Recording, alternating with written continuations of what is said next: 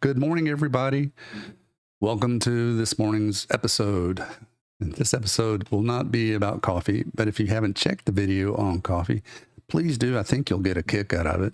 Anyway, thought I'd throw that in there. While I was making my usual mistakes on coffee, I noticed the mail that I hadn't opened sitting on the dining room table. And I knew it was junk mail, so I hadn't bothered. But since I was in between making mistakes, I decided to go ahead and open this one. And it was for a warranty, home extended warranty.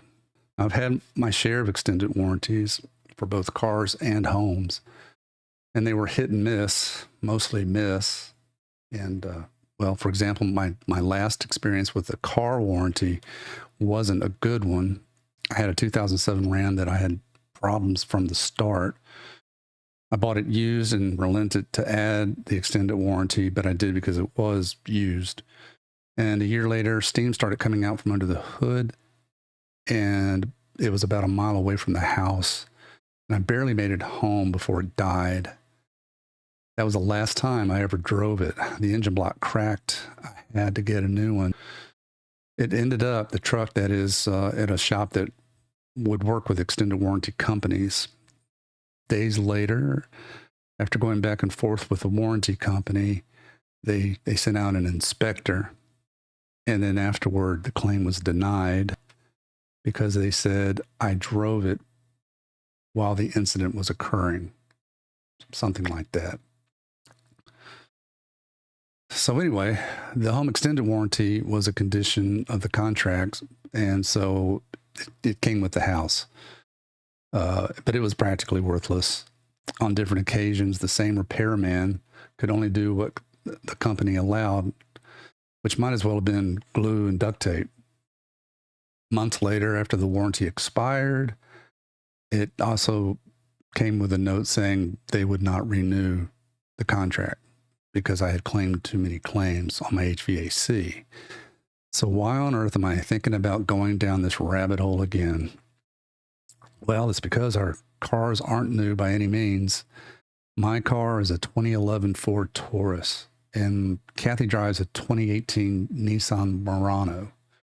If something were to happen to either of our cars, we'd be substantially more in debt than we already are. And now that we're retired, that's especially unnerving since we are now on a fixed income. One repair bill could be devastating. So when I searched extended warranty reviews online, I came upon a Consumer Reports article. And then Dave Ramsey, the financial guru, said, the fact is extended warranties are overpriced. That's the reason people sell them, because they make a bundle on them in commissions. I don't recommend them ever. If you can't afford to repair your car, then you can't afford your car. When I read this, I heard a little voice in my head saying, you will own nothing and you will be happy. This from a certain economic philosophy that I'm not fond of, and neither should you be. So anyway, what's your take on extended warranties? Are there any companies that are worth it looking into? Or how do you plan for expenses like this? Leave a comment, leave a comment, and I'd love to know what you have to say, what's your thoughts on this. And that's it for today. I just checking my mail. Now I'll go and enjoy the rest of my coffee. Be sure to like and subscribe. It would really mean a lot to Kathy and me. And I promise we'll see more of her when she becomes less camera shy. So long for now. Love you guys, and just know God loves you. Bye-bye.